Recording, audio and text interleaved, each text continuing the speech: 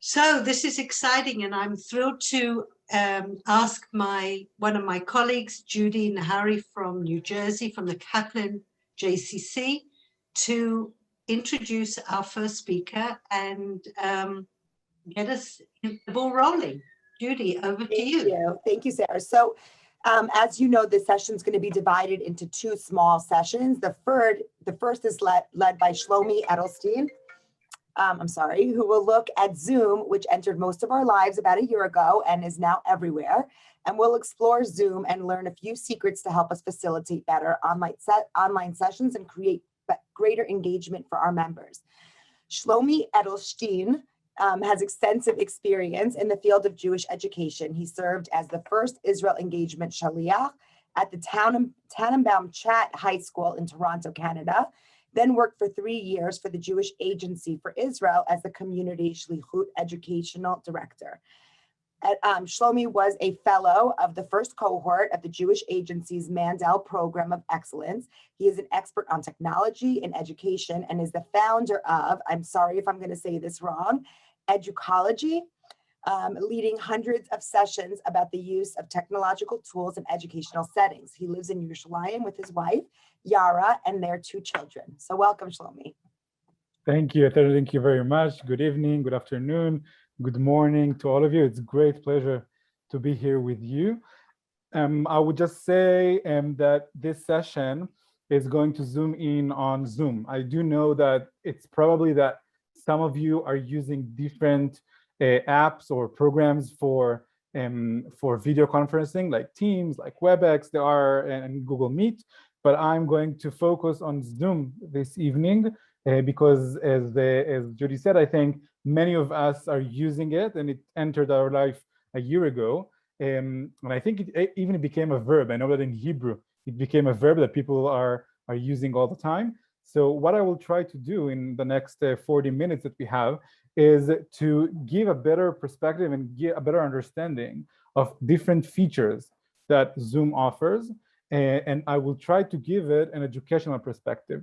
So every feature that I'm going to show, I'm going to speak as an educator and sharing with you how I'm using it and why I'm using it. At any point of our conversation, please feel free to unmute yourself and to ask a question. For those that are feeling less confident, or it's less convenient for them to unmute themselves, you can write on the chat. And for those that even in the chat prefer not to write, I am going to post on the chat that is in purpose. You cannot write there. I will speak about it in a few minutes, but I'm posting now a link to a Google Doc that you can write anonymously. And if you have any questions, I will look at it, I hope, at least 3 times during our 45 minutes. So if you want to write something anonymously, please feel free. Maybe the first tip that I will share is how to unmute ourselves fast. So for those of you who are using computers or laptops right now, actually when you are on the Zoom call and pressing the space bar, you're unmuting yourself. So as facilitators, when you just want to ask a question or to add a comment, pressing on the space bar will unmute yourself. And when you're leaving the space bar, you will go back to mute. So it's a great tip for those of us who just want to say something, ask a question, and then go back to mute. But make sure that you're on the Zoom call. And then you can see that for a second, the second that you pressed on the space bar, you're on mute. You can say whatever you want and go back on mute. So I will speak about Zoom, as I said. And the first thing, and I think maybe one of the most important things that you should know about Zoom is that Zoom is an app, a software that is updating all the time. And I will demonstrate now how you download updates, because for some of you, it is possible that when I will show a feature or an option, when you will try it, if you have not updated your Zoom account for a while, it won't be possible. So I will also demonstrate how to update your Zoom account. Now, when you look on your screen, you see my Zoom screen. I'm sharing now my screen, and this is how, as a host, I see my screen right now. In purpose, I'm in gallery view, and for those of you who are using Zoom a lot, you also might see that I have most likely more, I can see more participants than you usually see. And I will speak about it in a second, how you do it. But first, I want to demonstrate how I am updating my Zoom account. So in order to update your Zoom account, and please do it right after our conversation, that way you will be able to try and explore what I'm speaking about. You have to install the Zoom app on your computer, on your laptop. The best way to check if it's installed is to go to the search bar and just to write Zoom. If it is installed, like in my computer, and I do apologize, it's in Hebrew, it's not going to be a problem, then you will see the icon of Zoom. Pressing on the Zoom icon, and the app itself, the Zoom app, will launch. Then you will see this screen of meeting, join, schedule, and share screen. If you're not in a conversation, it won't say return to meeting.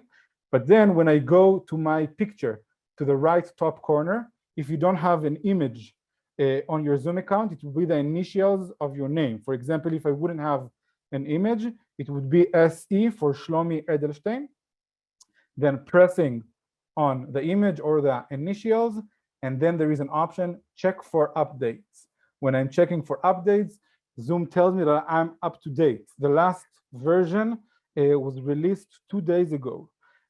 Zoom are doing it, are sending updates, I would say almost on a weekly basis, maybe 2 weeks, every 2 weeks. And it is very important, I think, to know it and to be able to download it. So I would say, put a reminder every 2 weeks to check for updates. I think it is important.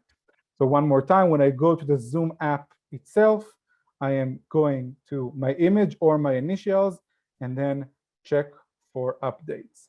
Now, I am assuming that most of you are really using it a lot as facilitators, as educators, as program directors or directors.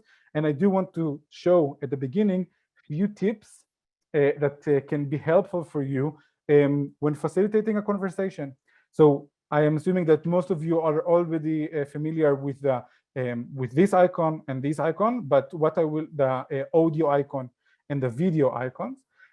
What I want to show you is few features that Zoom updated that can really be helpful. The first one, when I press on the small arrow next to the audio icon, there is the option of audio settings. When I go to audio settings, I want you to see that in the middle of my page, there is an option called suppress background noises, especially when we're in lockdown, but not only. For example, my kids are in the other room. I hope that you can't hear them. But if you have not changed it, it will be on auto. If you have some background noises in your house, or you're typing, or you just want to ask Zoom to focus better on your microphone, you can switch it to high. When you're switching it to high, you're actually telling Zoom, you're asking Zoom to focus better on your microphone, and then the background noises will be gone. So as a facilitator, as people who are speaking a lot on Zoom, I think this is the first tip that is a great tip. One more thing that you will find on the audio setting is if you don't want to have the option to press and hold the space key in order to unmute yourself, then you can cancel it over here. But this is one option. Obviously, you can control the volume also from here, and the speaker for yourself, and all the rest. Second feature that I want to introduce is about the video option, the video settings. So again, pressing on the small arrow next to the video icon, video settings, takes me to this screen where I can see myself on my camera. But I want to show you the option for adjust for low light. So for those of you who may be in a dark room, you can decide not to do it auto, but to switch it to manual, and then you can play with it. You can make your image a bit lighter, a bit darker, and it's a great, great feature for us who are facilitating conversation. I can touch my appearance if I want. If I had a bad hair day or something, I can play with it a bit. But what I really want you to see is that when I'm scrolling all the way down, I have this option of maximum participants displayed per screen in gallery view. So for most of you, I'm assuming that if you have not changed it, it's on 25 participants. Then now we have 80 participants in this call, so I can see only 25 of you on my gallery view. As a facilitator, I would like to see as many as I can. Then I will go to video settings, scroll all the way down, and switch it from 25 participants to 50 participants. Now I can see more of my participants, of my Zoom participants, and when I want, to approach other participants, it's easier for me because now instead of 5 screens, I have only 3, because in one screen I will have 25, the second will be 50, and then the rest will be in the third on the 100 others. At least if we will be less than 150 participants. So here is another great tip that you can use in order to make your Zoom meetings much more meaningful, and as a facilitator, it can definitely help you. Questions, comments. What I like the most in my sessions is that when my participants, the participants of the sessions, are sharing how they can use the tips and the ideas that I'm bringing. So I would say, if you have any idea, or like if you have any kind of thought, even a thought, how you can use it in your day-to-day job, and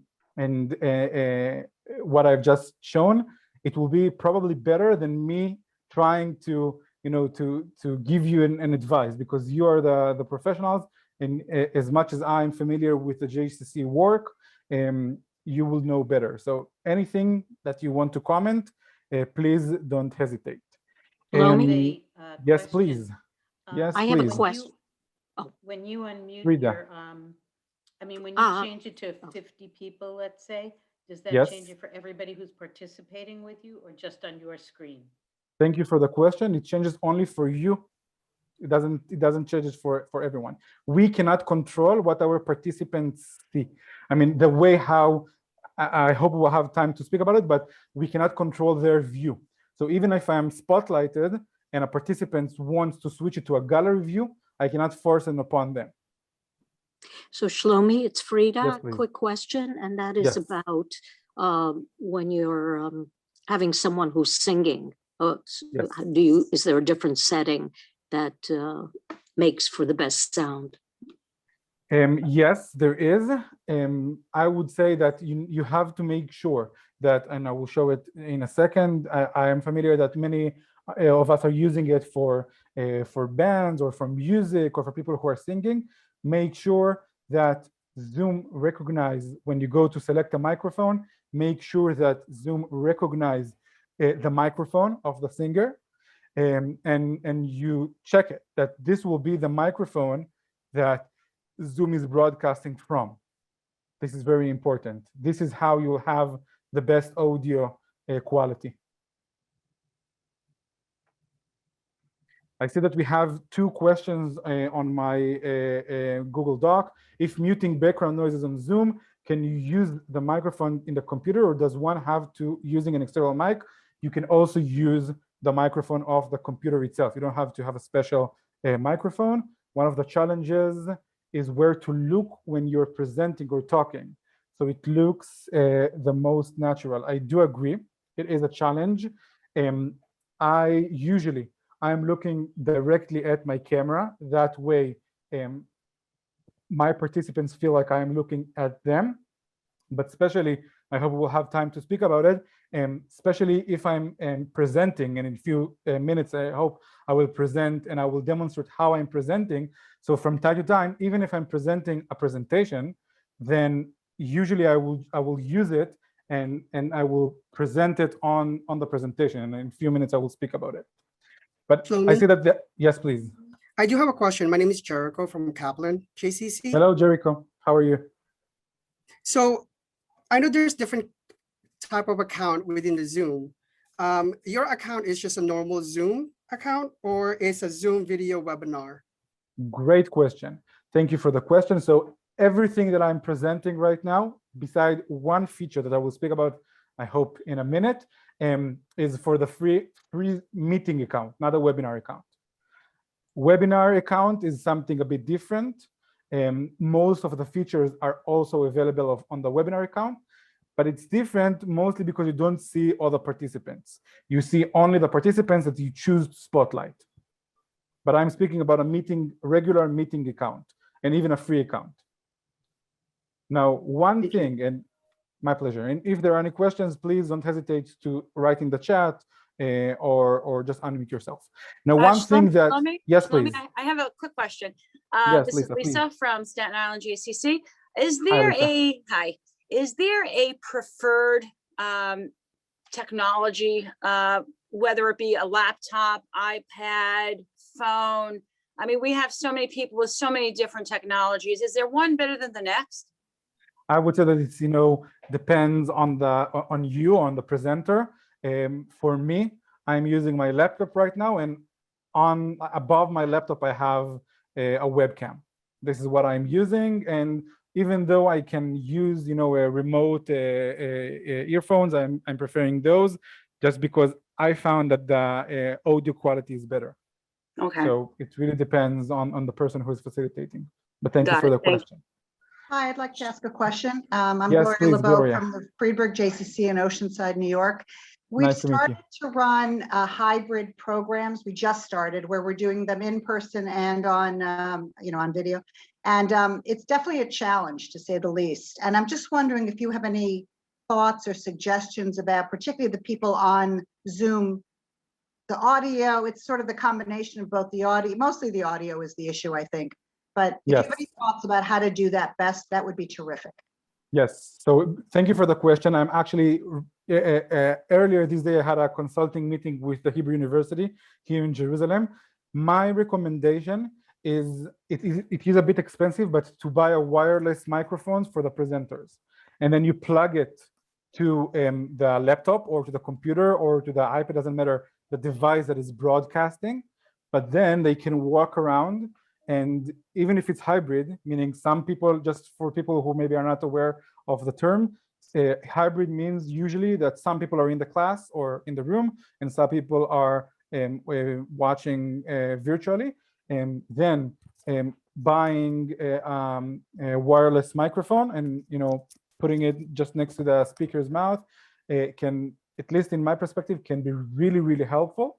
And if you want to invest a bit more money, I'm familiar with special webcams that can follow the speaker. So even if the speaker is walking around the class or the room, the webcam is always following the speaker.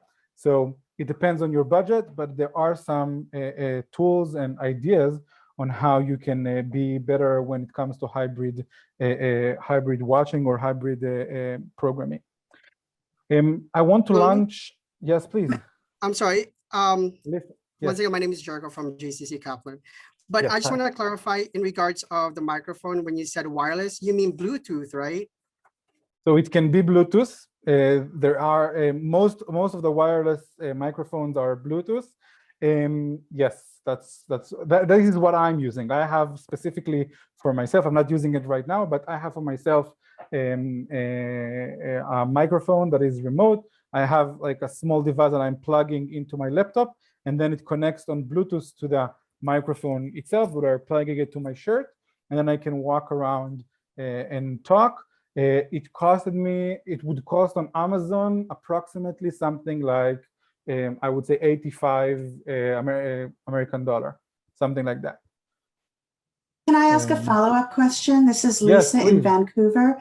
Hi, Lisa. I'm also concerned about the hybrid experience. And not so much, I can imagine the mechanics of there's somebody giving a lecture and people are listening. I'm more concerned about anything that's more interactive than that, because Yes, I think definitely. for the people who are watching remotely, they really will feel left out. And I'm wondering if you have any insights for that part of it. Yes, definitely. So one of my insights is to make sure that the presenter, the facilitator, the person who is giving the conversation or the talk is aware that it's hybrid, meaning when I'm preparing presenters for a hybrid conversation, I'm always, I'm saying, like, if you're going to use a poll, then give also the participants who are in the room an option to answer the poll. For example, in a second, I hope that I will launch a poll on Zoom,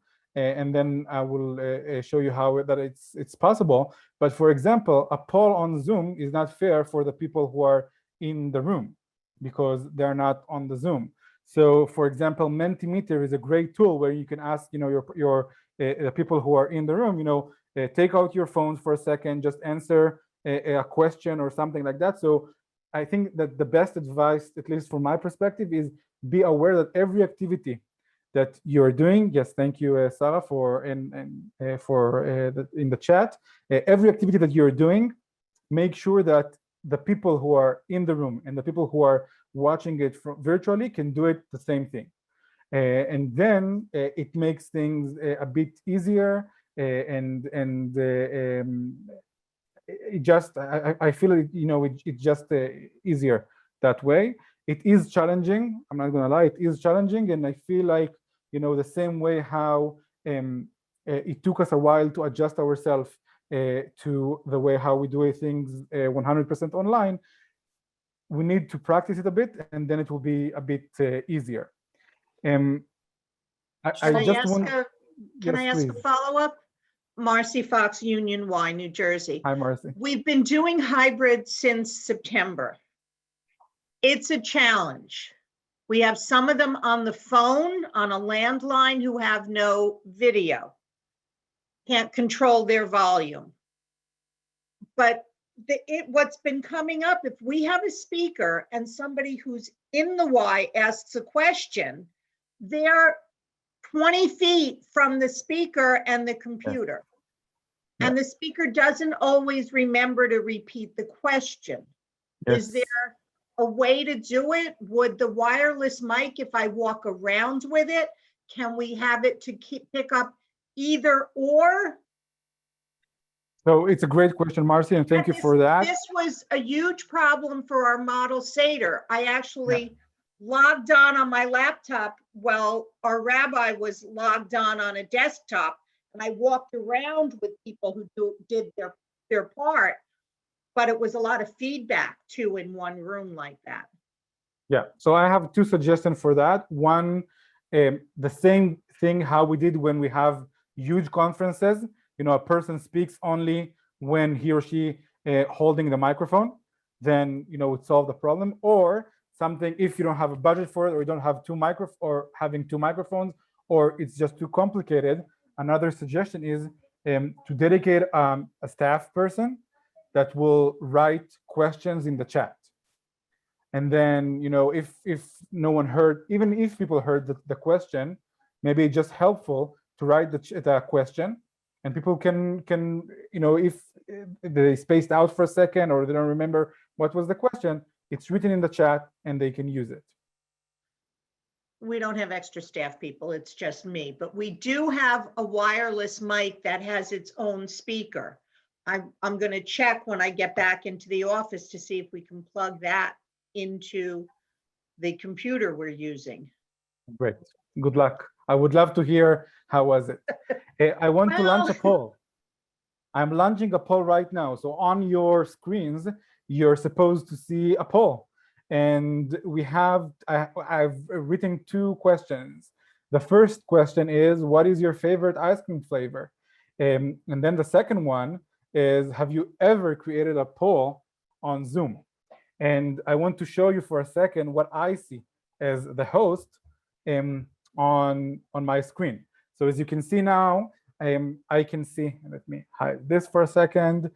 I can see, this is the window of the polls, and I can see, that 45 out of 82 participants answered the poll right now. And it's interesting that it's 82, but please pay attention that we're 85 participants in this call. So why it tells me 82? Because Zoom most of the time doesn't count the hosts and the co-host. So in this conversation, for example, sorry, I'm the host. I'm the co-host, sorry. Sarah is, I think, is the host, and Emma is the host or the co-host. So 3 of us out of the 85 are hosts or co-hosts. Then the Zoom will tell me that only 82 participants. So 60 out of 82, 73%. Usually I'm saying to my in my session that 75% is enough, and then we can see that is in this group we have 6 people that are 10% of our of the people who answered, like vanilla, almost 32%, like mint chocolate chip. And when I even go here to the second question, I can see that some of us didn't even knew that it is an option to have a poll on Zoom. Now, I would say that poll is the only option that I'm presenting this evening that is for the premium account. You cannot launch a poll with a free Zoom account. You can participate in a poll, but only if you have a premium account, any kind, even in the lowest range or the most simple premium account. Only with that you can launch a poll. So how do I do it? Because I see that we have a lot of people who knew that it's an option, but don't know how to do it, and some people never even knew that it's possible. So I do want to show how do I launch a poll and I see that there are some questions, and I will in a second, I hope I will be able to answer.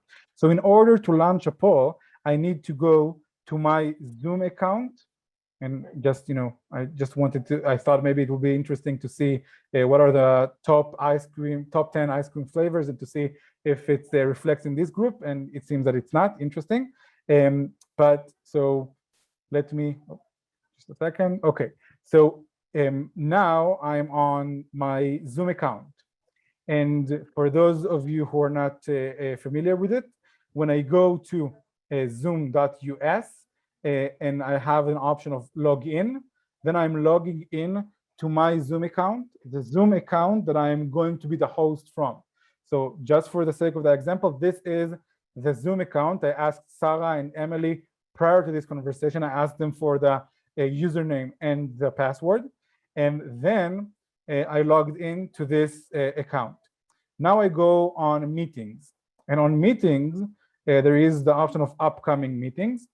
You will be able to see after I scheduled a conversation, then here is our conversation. The older adults, zoom in on Zoom, tools and tips, and time to share. Now I can see that it's in progress, but when I will press on this conversation, I will be able to see all the details of the conversation. When it's happening, if I want to have the link, what are the basic settings. But scrolling all the way down, I have the option of creating a poll. And now it tells me you have created one poll for this meeting. If I wouldn't create any poll, it would say you have not created any polls. So when I go to add, I have an option to enter and to insert another poll. The title is only for me as the host, so I can call it, a second poll just for the sake of the example. And now I can insert any kind of question that I know. Doesn't matter. I don't want to waste time on this, but I can answer, insert how are you, and I can insert, few questions, and I can also let my participants the option to answer multiple choice or single choice. And say good or less good, just for the sake of the example. And then when I will go to save, you will be able to see that now, when scrolling down, not this, I have 2 polls on my account. Now, when going back to our Zoom, now you see my Zoom screen. As the host, I have the options of polls. Now, when I will press on that, you will see that now the first poll have restarted because I added another poll. So if I will do end polling, now I can share with you the results. Even if I wouldn't share my screen, you will be able to see the results and we can speak about it. It can be, you know, an opening game, a icebreaker, it can be mid-session, end of session, any kind of question that you want to think. Let me stop share results for a second. Now, when I will press on pause, I have the small arrow here, and I can choose what poll I want to launch. So here is the first poll, and here is our second poll. I named it second poll just for me, and now I can launch the poll, and even without sharing my screen, now stop sharing, you will be able to see the poll right in front of you. So it's a great tool that can bring, and I will do end polling right now and share results. Now you can see the results of this poll. So it's a great tool that you can use for engagement, to ask a question, you know, if it's a learning session. So if you want to see how much your learners learned, you can, you know, mid-session, you can launch this kind of poll. I would say that the only minus or something that is a bit challenging, that it's usually you need to create the poll, or it will be best for you to create the poll prior to the conversation. You can definitely use it, as I just demonstrated, mid-conversation, but you will have to take a few minute break, like I just did, but I presented to you. But you'll have to ask your learners, you know, just give me a second, I will create the poll, and then back to them.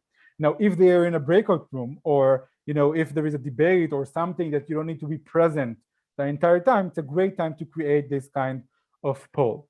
Now, yes, please. I'm sorry, this is Jeremy, Jewish Federation, Sarasota. Hello, Jeremy.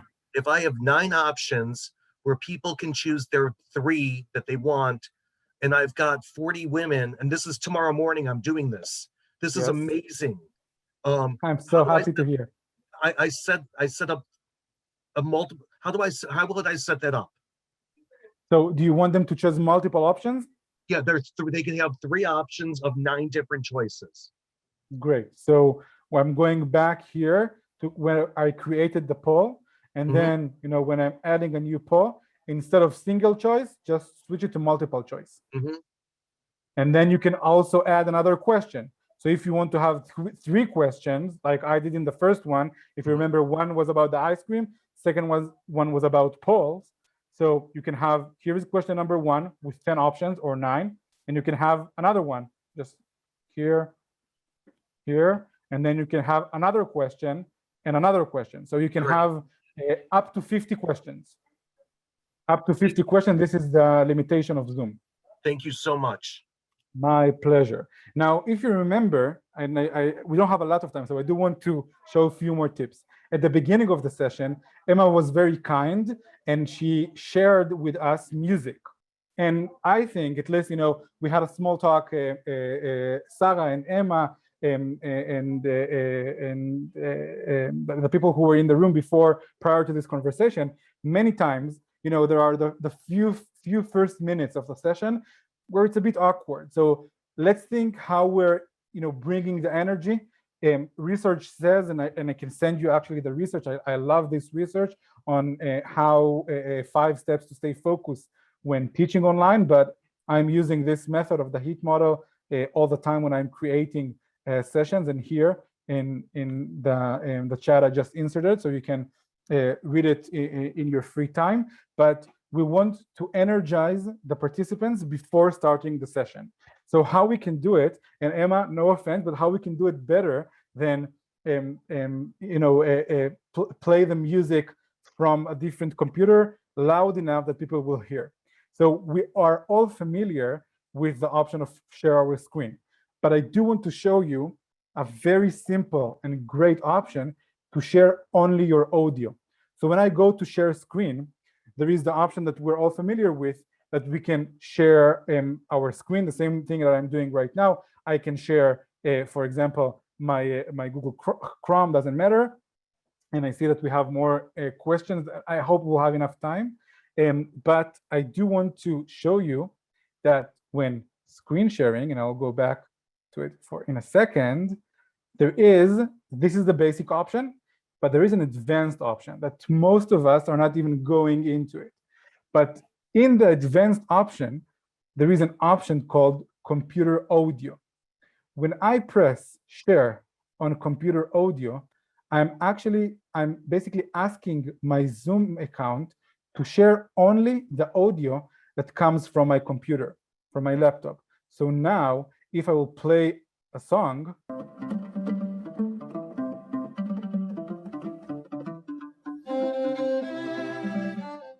you will hear it like it comes from your devices. The same way how I'm sharing a video, I press share computer sound. So it's the same thing, but it's much, much better. And sorry that I forgot who asked. I think it was, I'm not sure if it was Marcy who asked about, no, it was, but about settings for people who are singing. This is a great, great option, because then you can still see all your participants, but you're sharing on only the computer sound. Now, it will be the same thing if I'm checking, my sound, and you will hear a random Windows sound like this. It's the same thing because it came out from my computer. So that way I can still see all my participants, but I'm only sharing my computer sound. So it's a great tip that you can use when facilitating a session. Can I ask a question? So then if you just say stop share, then it turns the music off? Yes. Yes. In my ears right now, I still have the music because I have not paused the music yet. So in a second, I will pause the music now, but you don't hear it because I pressed stop share sound. So I want to show one more thing before I'm putting it for any kind of questions. I think, and I'm honest, that this is the best tip that as a presenter I can share with you in this session. So many of us, at least I know that about myself, we're using presentation tools like PowerPoint or Google Slide, especially when those tools have a lot of slides. At least I will speak about myself. I'm writing for myself notes. Now, what do I do if I have a presentation? I have notes on my presentation and I have only one screen. If I have two screens, it's easy, right? One screen will be with the presentation. Second screen can be with the Zoom participants. But let's say I'm at home right now. I don't have two screens. I have only my laptop with me. How I can use the different features of the Zoom in order to see my notes. So I want to show you how I do it. So I created just a random presentation. Here is the presentation. You can see it right here. And this is what I wrote. And let's say I'm writing for myself notes here. Oh, it's in Hebrew. Here are my notes. So here are my notes, and it's very important for me to be able to see my notes. Now, if I will present, I will obviously see only the presentation itself. But I want to show you the option of pressing those three dots and then go to presenter view. And I hope that you're familiar with this view, that usually when you're presenting in front of a presenter or you're in a room, you can look at it and here you can read your notes. Now I can even play with it and I can make, so to the left, you can see the next slide. Here you can see the current slide. Here you can see the notes. You can see how much time I'm presenting, what time is it. So even if you're timing your session, it's great exactly for that purpose. Now, how I can use this in order to see my notes. I want to show you another option of the advanced share option called portion of screen. So in portion of screen, I can actually choose what part of my screen I want to show you. So what I'm doing right now is I'm presenting, I have chosen to present only the part of the of this slide. So now I'm just playing with it, and when you will try it, and please try it, you will see that there is a green square when you can choose and you can resize if you want to the exact size of whatever you want to present. So let's say I want you to see only the current slide. So I'm just playing with it right now, and then you as participants can see only the slide that I want you to see. But at least in my view, I see now the entire presenter mode, the presenter view. So in my screen, one screen, I can still see the next slide. I can still see my notes. I can still see what time is it and how long I'm speaking for. And I think it's a great tip to use this kind of advanced features to be able to help us to facilitate better sessions and more professional. Eventually, at least in my eyes, when we understand the tool better, then we have a better opportunities and we can deliver better sessions to our participants. We have 2 minutes left, so I would love to hear any questions if there are. And also, I would say that I will post my email address right now at the chat. So if any of you wants to ask more questions, want to consult about Zoom tips, please feel free to email me. So 1 more minute, any kind of question, if someone have live, if not, I will choose one question from my from the Google Doc, please. Shlomi, this is Yes. Deborah from Maryland. Can you talk about the spotlight and pinning speakers, and especially if you have a panel that more than one person is speaking at a time? Yes, thank you, Deborah. So Spotlight, great option. And for those of you who are not aware, to Spotlight, basically, I'm on Spotlight right now. So if you see me like this, it means that I'm spotlighted for you. So here's the gallery view. But for example, Sarah, I hope it's okay that I'm putting you on the spot. So if I have a panel, I can spotlight 2 people. So now Sarah and myself are spotlighted. So if we have a conversation, most of the all the participants can see us spotlighted. You can spotlight up to 7 participants in a conversation. Now, as I said at the beginning, we cannot force our participants to a certain view. So if any kind of a participant, any one of the participants want to change the view to gallery view, they can do it easily. But for those of us who are just, entering a session, just want to see the speakers, it's a great option. And if I want to cancel the spotlight, again, right-click on the participant's video and remove spotlight. If you want to pin a video, then it's only for yourself.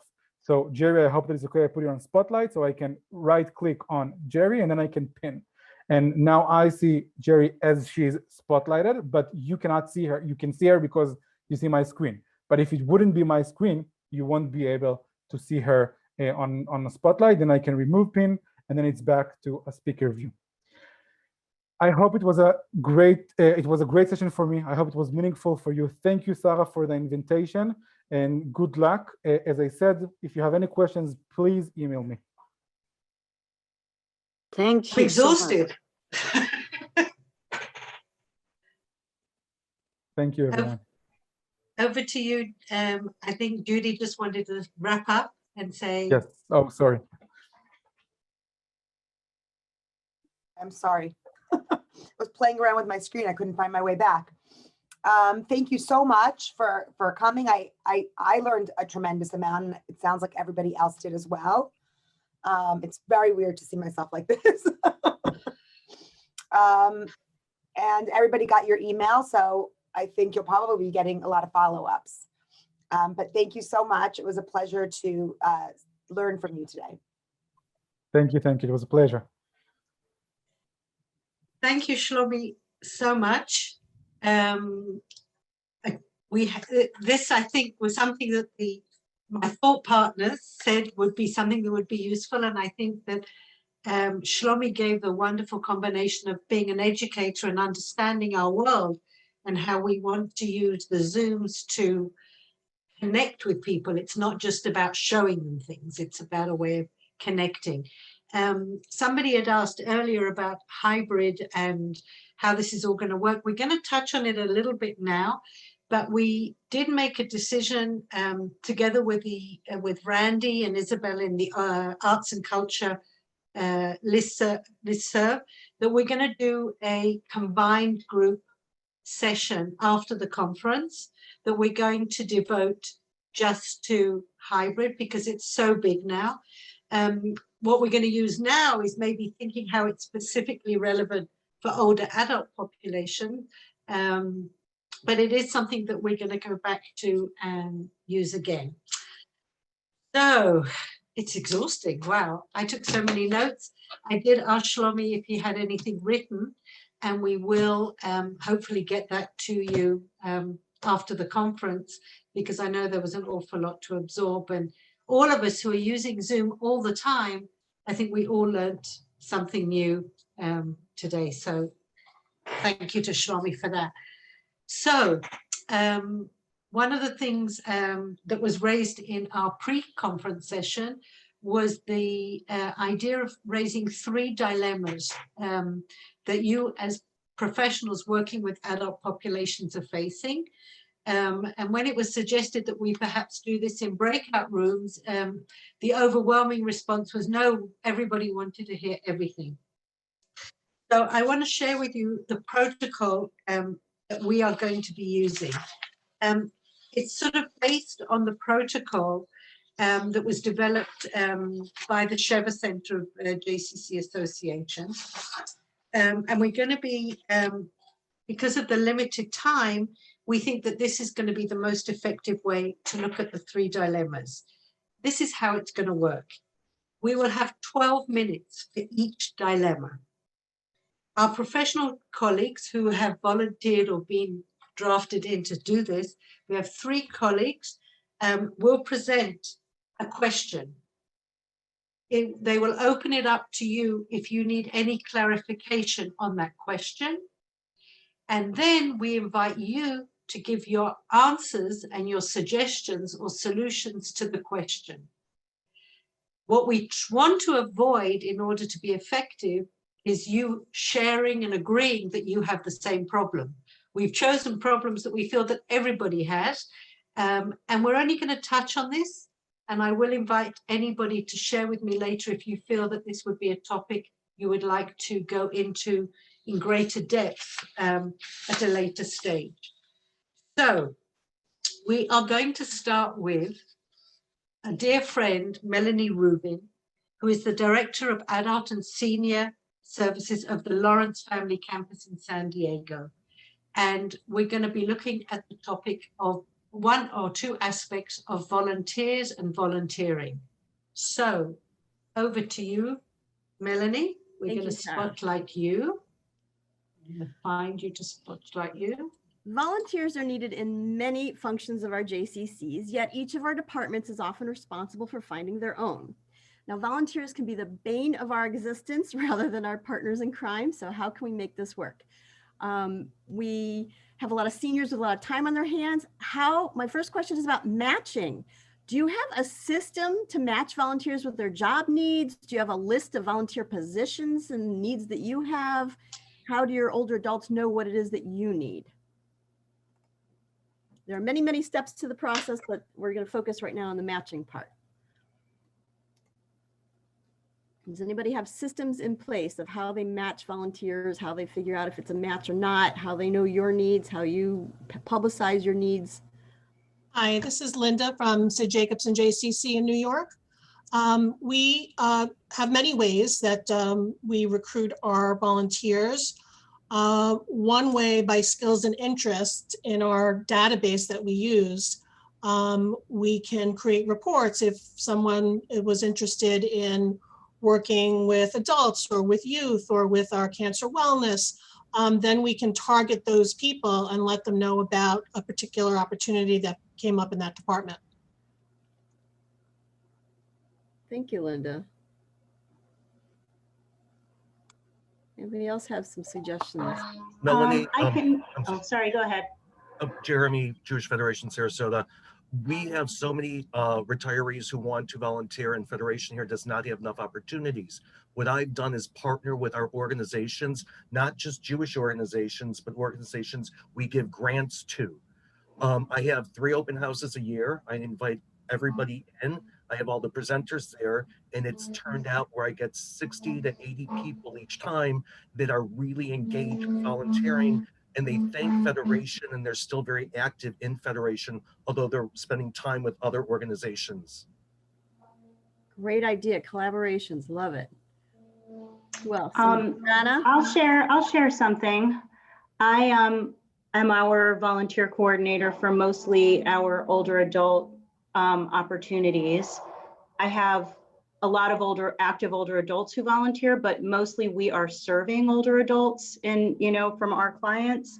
And I have a short orientation that I do with everybody that talks about, like they write down what their hobbies are, what they like to do. What I really try and do is match people with something that's both their skill set and also what they find enjoyable. So like, for example, if I know that somebody is a retired social worker, that's a really great opportunity to think, oh, this is somebody who would be a really good friendly visitor. Or somebody who used to work at a camp or help organize, other, food distribution. They would have a personal stake in being involved in our food pantry. So those conversations take a bit of time, but if you have the right questionnaire, and you have them fill it out ahead of time, it doesn't take as much time as you think.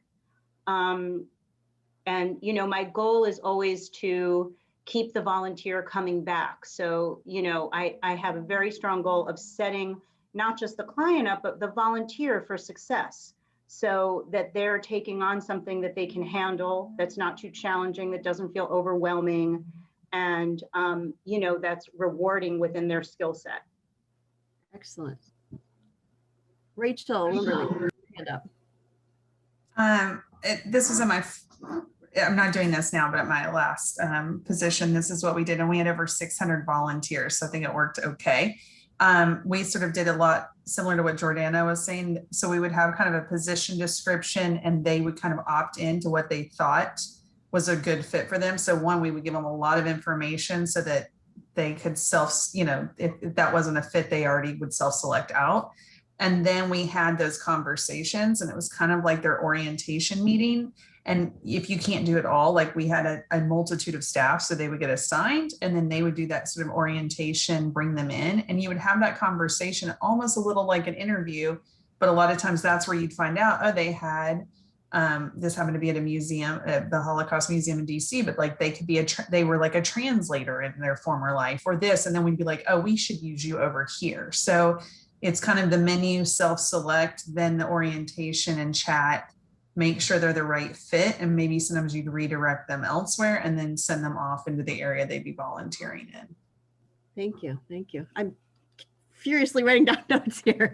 Lisa, CLLD Fitness, I see your hand up. Thank you so much. Everybody, I didn't do that screen yet. Oh, sorry. No, I'm just saying I didn't change my screen to see everybody. Go ahead, Lisa. Take your time. Hi, I'm Lisa Lubarsky from the Staten Island JCC. I'm real excited because what we do every year, of course, not besides COVID, is I got my seniors really excited about volunteering at the New York City Marathon. And the reason why they got very excited is because they feel that they're part of an event, even though they're not participating in running, they actually got to volunteer. So they felt that they were part of the marathon. And in addition to that, is always like, what's in it for me? Well, each and every volunteer got a jacket that says New York City Marathon on it. They signed up, they got up at 3 a.m. to get on the bus at 3:30 to get to the Verrazano Bridge at 4 a.m. to get that jacket to show everybody, hey, I'm part of the New York City Marathon. They were incredible. We have people with walkers giving Gatorades out to the runners, okay?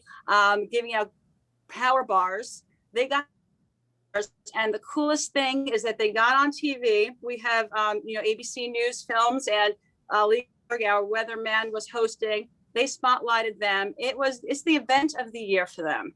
And they cannot wait to do it again. And I'm hoping real soon we get the opportunity to do this once again. But again, getting to do something that maybe they never ran a marathon, maybe that they can't, but they felt part of the event. And of course they get a jacket and a spotlight on TV. Thank you. I want to go over another quick one real quick while I have a little bit more time.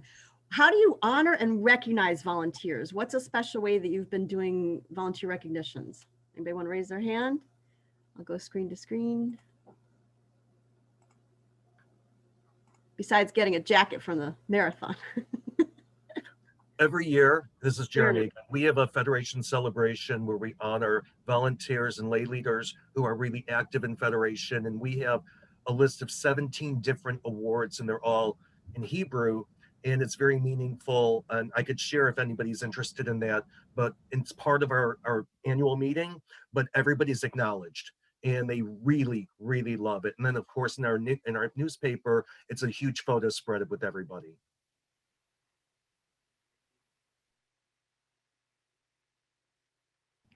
Thank you. Anybody else? I'm looking for hands up on screen. Or just unmute yourself. We have an Alzheimer's care and enrichment program at the New Orleans JCC, and every year we have a luncheon or like a little banquet for the volunteers. We invite all the participants and their families and the volunteers, and we give the volunteers a little present, usually a plant. And we have a nice luncheon, catered luncheon for them and acknowledge them. And it's just a nice way to acknowledge them for the families who drop off their loved ones to see the volunteers and thank them. It's a nice way to bring them all together. We usually do it around the holidays and make it a joint party, but it makes them feel good, and it's a great way to acknowledge them. Any others have suggestions on recognition honoring?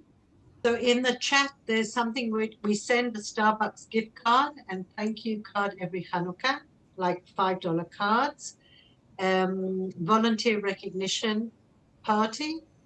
And I would just like to add on a personal note, making a phone call on someone's birthday makes a huge difference, and it's very personal, and as long as you have it plugged into your Outlook, it's pretty easy and low cost.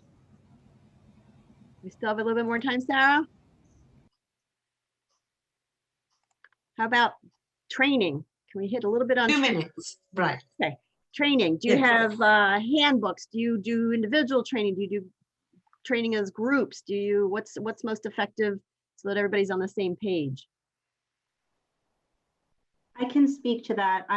We have a great handbook, which I'm happy to share. We have a general volunteer handbook, but the other thing that we have, because we do so much, not right now it's just phone visits, but normally we have a robust, like friendly visiting program or drivers who pick up people. And we have a pretty concise handbook that I will go through in an orientation and role play with people. Role play with the volunteers so that they learn like what the boundaries are of how to talk with people, how to help people, what's an emergency, what's something you need to share. And I think it is really helpful. And the volunteers think it's really helpful. And I'm also happy to share that. And I saw in the chat background checks, we do background checks. We do background checks on every volunteer that's going to have direct contact with our clients. And that may change state to state, so we may have different requirements for our JCCs. Well, thank you so much. Sarah encouraged us to please send our volunteer handbooks or anything through. Did you want it to be posted to jcca.me, or do you want it to be sent to the listserv, or send it? I think if you send it in the listserv, we'll make sure that it's posted and shared with everybody. Or how about everybody who has thoughts or manuals or whatever to upload, send it all to Sarah and in Sarah Celeste, and in one document she can say, oh, here's all the documents everybody sent me about volunteer stuff. Would that work? I'm volunteering you, sorry, Sarah. That's perfect. We all get voluntold at JCC, right? Melanie, you did a great job in Thank you. rapid fire questions, but also I think following on those of us who listened yesterday to the presentation about Up 60, realized that our potential volunteer force is getting so much bigger. With people who are extremely able and extremely competent and have time on their hands and want. So the whole issue of how we recruit and how we look after and match volunteers is just so important. Thank you, Melanie, so much. We are going to move now to a dear friend, Jerry Dorman from the Mirage JCC in California. And one of the things seems to come up every single time is this thing of branding and names and who are we serving. So over to you, Jerry. Hi, everybody. It's nice to see you all again. So a lot of people don't like to be called older adults or seniors, and it's really a dilemma because we want to get these younger seniors in. And I spoke to Sarah about this. This is our future, getting these people in late 50s, 60s, so that they populate our programs and continue with our programming. So we have a range of people. We have people in our 90s as well as people in our 60s, and I recognize that. And some JCCs emphasize the older population and some more of the active baby boomers. What I'm interested in, are you having an issue hearing me? Okay, I will turn up my mic as I just learned to do. Okay, this should do it. Is that better? Much better. Oh, okay. I had it down before because the baby was crying in the background, my grandson rather. Anyway, so I really wanted to address, first of all, how we can brand our programming to the younger or active seniors, and maybe whether we want to do it for each JCC decides how they want to handle it, or we could do it as a group nationally so that we kind of have a brand that people recognize, whether it's, I mean, when I started the JCC, I named my people primetime adults, and I felt that would include people. And I didn't want to use the word seniors because I felt I would lose people that way. And I'm sure some of you also feel that way. So I wanted to talk about this branding and perhaps make a few, well, first we'll talk about that and then make a few statements about the different levels or different types of people we serve, and if we need to divide it up into various groups and, you know, and state what they are for the older seniors, or whether we just want to have it as one group brand or name. So I wonder if anybody has come across this and would like to share some of your ideas about what you can call this group and to attract the active seniors.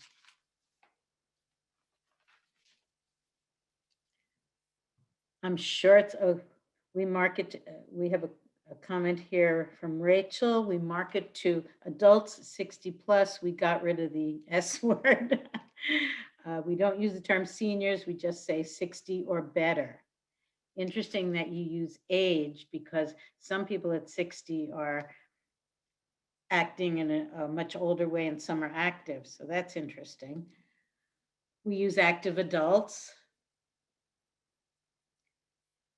We use adults too. One of the things that happens with that is I feel like, well, then there's somebody in their 30s or 40s who feels like that's for them. And it's really, then they get to the group and they go, wait a minute, I'm 35 and everybody else here is 65 or 70. So I had a problem with that. So I wondered if anybody had any thoughts about that as well. Can I comment on that, Jerry? That's Lisa from Vancouver. So, so technically my department is adults 55 plus, but I advertise my programs as adults. And when people see that it's the adult 55 plus, I would say probably every week somebody says to me, well, I'm not 55 yet. Can I still come? And I say, you know what, if the program resonates with you, you're more than welcome to come. But at least that way they know. And I haven't had, you know, I have yet to have someone that didn't come when they found out that that was the name of the department. If what we're offering resonates with someone, then they should come. The problem I have with the terminology active adult, I have a couple of issues with it, is I'm not really sure it doesn't limit anybody, which is fine, but everybody, I think, no matter how inactive they are, might consider themselves, we always want to hang out with people who are 10 years younger and 10 years healthier than us, right? And so I'm not sure who you are excluding or what that accomplishes necessarily. I just like adult. Personally. Yeah, I understand what you're saying about adults. I just was concerned about the younger adults, but just in the title, getting that brand out so people go, oh, that's for me, and they don't even need any more clarification. So I saw somebody mention in the chat adult enrichment. I'm 51. I would consider if I saw adult enrichment, and some of my friends did, they would assume that was programming that would include them. And I think there's some 40-somethings that would think that too. So for me, that would be kind of confusing. I don't know if that's just me or not. So it would be confusing because you wouldn't know what age group it is? Yeah, as I'm coming on, I was in a former position at the J prior to the pandemic, and I'm coming back to take over senior programming. And that's why we're in the same dilemma. Like, how do we address this community? And yeah, I would think that some of my friends and some of my younger friends would be confused. Adult enrichment to me is anybody with older kids. So can I address that a little? I have changed my name to Active Adults, and in terms of, I'm my senior programming, my chair exercise classes, and that I think is pretty obvious who that's for. Although I do have some younger people who might be recovering from a surgery who might join it.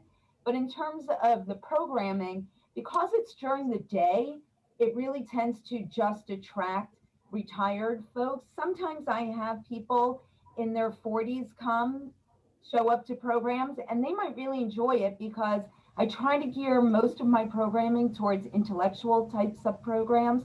I just got off a lecture series. So I do a lot of lecture series, discussion groups, social action type of stuff.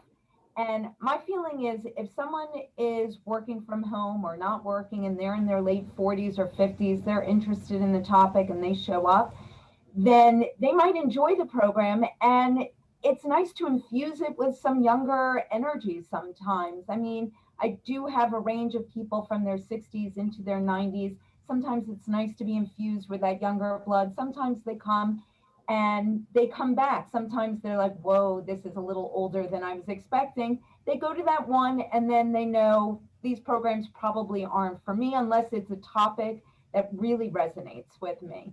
But I try not to limit it because I feel like it is for adults, and it's going to be people who generally aren't working because my programs are during the day. Okay, thank you. Yeah, we use the adult enrichment title at the JCC of Central New Jersey, and we have exactly the same experience. If anything, the problem is getting the younger adults to come in, but everyone is welcome, but it's limited by the fact that we're programming all during the day. And so it's perfectly okay if some younger people come, and when they do, they're welcome. We just don't want the 60s to be turned away because they see the people in the 80s with a walker or two. So, but we really want to get those younger people in because we believe that that's the future of this kind of programming. For so many of our older people, they are now moving into assisted livings or other type of things. And the program that we're programming now is really more meant very high level for younger or at least intellectually very capable seniors. And so we're trying to move in that direction with our, our titling, and that's where we use adult enrichment. It's been working pretty well, not perfect. I want to agree that the whole issue about the timing of the programs. Sorry, this is Sharon from Hartford. So like in our program guide, we talk about what we would traditionally call the senior programs as adult daytime programming. I put that in the chat. So that's one way to maybe not turn off people in case they want to come and try, if they're available during the day, and come see the programs. But I think my issue is we're talking about what can we call the department. And I think anything, if we're trying to rebrand and just get rid of the name senior, anything else is just going to be some kind of euphemism for it. I mean, let's be honest about that. So I'm not sure that that's, you know, where we should be spending our time. I'm trying to think about the younger seniors. I think a big issue is that, unlike in Israel, that where we just discovered yesterday that, you know, there are set times where the majority of them will retire. How do we capture the 65-year-old, let's say, when some of them are working, some of them are not, because some of them can come to daytime programs, some can only do evening programs. And how do we capture this group when it's just so diverse and not everybody's available at the same time? That's the biggest challenge, is that we no longer all retire in the United States at age 65. So that's what I'd like to do. That is a great topic. And I think that's something we can discuss as a group in the future, because I deal with that too. When people say, oh, well, I'm still working, I'm 70, and I can only come to evening programs. So I think that's a really good topic for the future. You said something else before that. What was it? Oh, branding. Okay.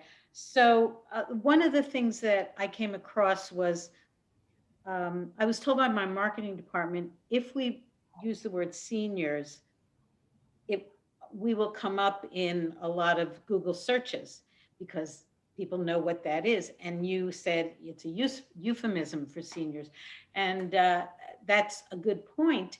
But on the other hand, maybe there's a really good euphemism that people like, that we can just get out there in terms of marketing, so people will begin to use that. I know, like, baby boomers is one of them.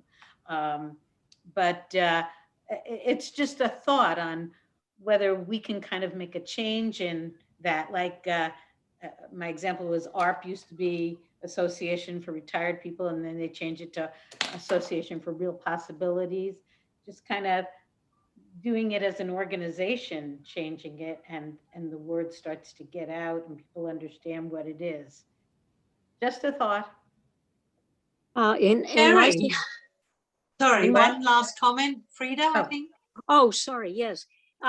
Unfortunately, in my experience here in Maryland, is people are also allergic to boomer labels. What? I'm a boomer? I'm only 60, you know, whatever, or 65. And the other sad reality we're finding is that if someone who's younger, who's a boomer, attends a program or an excursion that where the majority are older, they are not happy campers.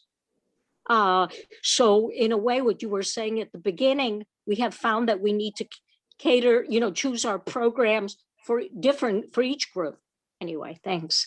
So thank you. I know that we could go on and talk about this as we could have done with volunteers, but we're going to keep to the plan and say thank you for Jerry for raising that. And hopefully this will be something that we will continue to discuss as a group in emails, and perhaps when we meet again after the conference. So thank you, Jerry. And I'm now going to turn to Rachel Wimberly from the Shalom Austin JCC, who is going to bring us back to the topic that we actually started with, which was looking about, is hybrid going to work? What are we doing going in person to get us thinking about this specifically for the older adult population? Rachel, over to you. Thank you.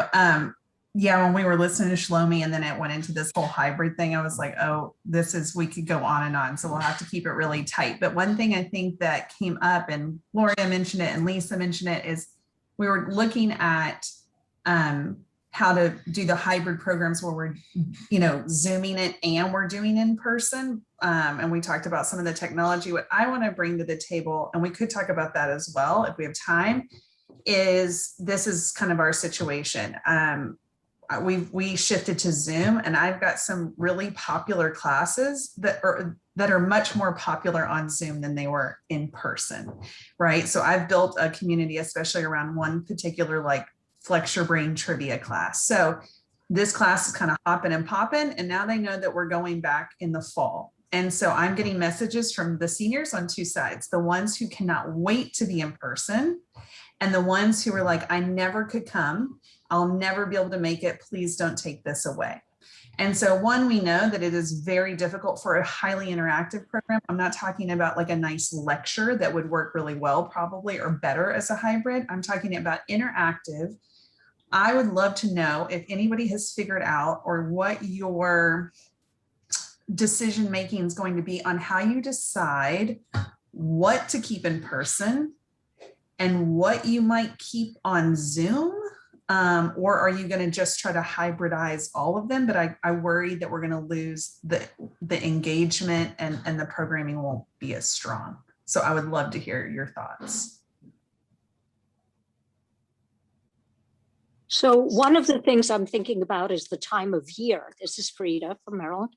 And like the colder months in our area, January, February, where we've had to, in the past, cancel programs, is a great opportunity, for example, to do a virtual program at that time. The other thing we're thinking about perhaps doesn't touch on what you were saying, but because we do want to get people back in, and we've had some very excellent speakers from other parts of the country and the world, is perhaps to have them virtual and to have the attendees in person, and perhaps also add the Zoom audience as well. So hybrid or something. Hi, this is Sue from New Jersey. When we're talking about it, we haven't actually started moving into the building, although our CEO is looking for us to do that as safely and quickly as possible. But we've talked about all three things, doing some that remain solely virtual. As the person prior said, a lot of our newer speakers have come from a distance. We could never have afforded them, and they've really enriched our program, as well as a hybrid, and then some of the ones that we think are best only in person to remain in person. For us, the issue with the in-person at the moment is how many people we can safely accommodate in the rooms that we have. So some of them will start out hybrid just for the financial reason. In addition to, as you're saying, Rachel, there are people who have disabilities or anxieties that don't enable them to come into the building, and we've really served a nice need. Plus, we found that maybe 5 to 10% of our Zoom people are not at all local, and they're consistent participants. So we would hate to lose them, and they would hate to lose us. So I think initially we're going to do all three and see how it plays out. I guess a clarifying question too I have to people as we're, and I love that we're all kind of like, we're all figuring this out, is I guess, for example, like the quandary I have is if I had 10 people that would come in person, but I've got 20 people on Zoom, and I know that this particular class will suffer greatly if I try to do a hybrid. It's way too interactive. It's like Jeopardy, and they're yelling and there's all kinds of stuff going on. Do you make the decision based on number? Like that's really like, and maybe I'm looking for a real like a black and white answer, and we're all living in a very gray situation. But I think that's what I'm looking for. Is like, how do we decide what, because I think for a while we're all in this weird hybrid. Like, I don't even know what date we're coming back yet, but like, let's imagine a year from now, like, how do I decide what becomes Zoom and what isn't?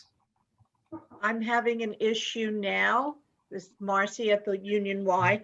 We are hybrid. We are 4 days a week. We have an exercise instructor who's been with us for maybe 10 years or more. And she was Zooming from home until April. And we asked her to come back, which she did. So it's recent that she's back in the building, and she's doing what seems to me to be the same stuff. but I have 3 older ladies who were not coming in and were not able to Zoom that are now coming in specifically for the exercise. They can't understand it on the TV screen, you know, on the computer or the TV screen, even if somebody would do it for them. And they're getting out because she's in the building. I sent out a poll for what kind of programming people want, and I'm getting comments. I have another 10 or 12 who log on to Zoom. Some of them just joined since the pandemic for the exercise class, and they're telling me they prefer it on Zoom. We want it on Zoom. Now, if I put it all on Zoom, I'm losing these 3 ladies and they're going back to vegetate in their house. And if I don't put it on Zoom, what we think we're going to do is split up the week, because the majority want Zoom, and I'm thinking we'll do 2 out of the 3 days Zoom and 1 day in person. So at least these ladies are getting out of the house once a week. But they had been getting out 3 days a week since the beginning of the month. And now I'm going to basically tell them, we don't want you coming out anymore. That's how they'll see it, because they're not going to come out unless she's in person. But I understand, in order for the instructor to have her whole body on the screen, she's far from the microphone. She doesn't get to do, she walks over to the other ladies, helps them with the equipment, and she's out of the screen altogether. So it isn't as good, and I see that, but this is the dilemma I'm having as of yesterday when I started getting the emails. So I think I'm going to just split the week, but if anybody has any better suggestions, I'm open. Hi, I'm sorry. So I've been listening to all the questions. My name is Jericho from JCC Kaplan here in New Jersey. And I'm actually the mobile device manager for our JCC. And so far, we are going to be doing the hybrid. And I did some extensive research on how to do so. So the only recommendation that I can basically give you guys is that it's how you arrange your devices. You know, based on the Zoom, from what we learned from the beginning, is that, you know, in our settings, there is an option that you can, you know, customize the microphone, right, to make it better. And also to, if you are going to use Zoom for your hybrid, you know, you're gonna need multiple cameras. And also, you have to connect those to the Zoom. So you just have to do some research on what best, what works. Right now, for me, you know, I'll be using the Manicam, because we purchased, you know, a cheaper version camera in Amazon. It's an IP camera, you know, right? That's a really good camera that, you know, and also improve your wireless connection as well, because this is the stuff that we really need in order to have a successful hybrid, you know, classes for the JCC. Hi, this is Mauricio from the Miami Beach JCC. I'm going to follow up on what Jericho said there. We are going the route of hybrid. We've been doing so for a while now.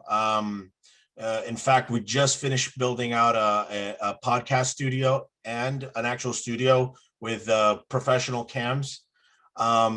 We've been doing some test runs through Zoom. Zoom has the capability to run multiple stream and multiple rendering, and it pushes it out to Facebook Live and YouTube Live, and also Zoom in tandem.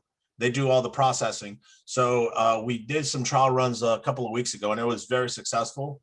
A lot of people love the idea of watching the content in high quality 1080p presentation. We've had some authors come on and they've been blown away by the presentation, especially some of our snowbirds that are usually down here at this time, but they're, you know, they don't want to leave New York. And they love the convenience that, like, hey, I'm still a member and I can partake in watching content from from the JCC here on the beach. In fact, we created a virtual membership that we sell, and we've been very successful in pushing that out to our membership base. And just watching the retention there has been very, very successful for us. People keep asking what additional content are we coming up with? So as we're coming up with new ideas and bringing in authors and whatnot, including some music that we're pumping out every Thursday, it's a great idea to retain people, and it keeps eyes at the J. Can I ask you a clarification question? Do you have a non-fitness member? Like, did you already have a cultural membership or a non-JCC membership, or did y'all create the virtual membership? We just created a virtual membership just for this content. It's for arts and culture. We usually that under that umbrella, arts and culture. And within arts and culture, every Wednesday and now the terms, it's come to a conclusion. We run a program called JCCU, which is for older adults, but it's open to everyone. People want to learn Spanish, or they do other kinds of things. And then within there's a sub bracket for fitness, but not extensive fitness, but there's some trainers that do teach the classes virtually through Zoom, and then we break them out. People log into a meeting room. I sort them out, and then I send them out to breakout rooms for each corresponding class.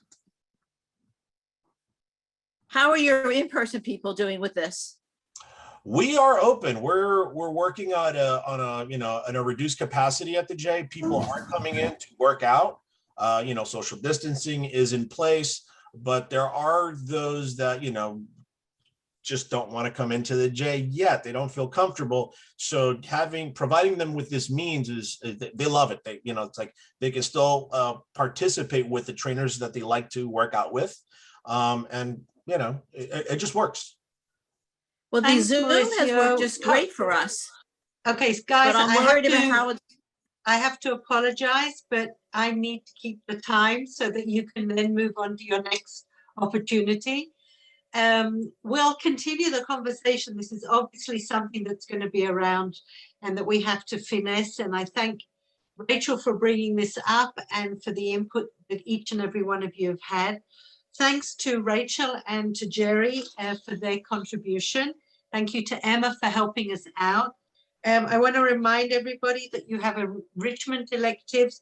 There are amazing ones that are for your own self, or they could be professionally. Very, very relevant. Take a time, have a look at them. I don't really have time to go into them. And finally, invite you to join the excellent showcase. This is the best of what our JCCs have to offer in the area of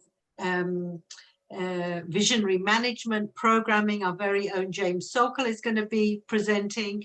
And we have 17 showcases on in a short while in 2 halves. So have a look if you haven't chosen yet on Spot Me.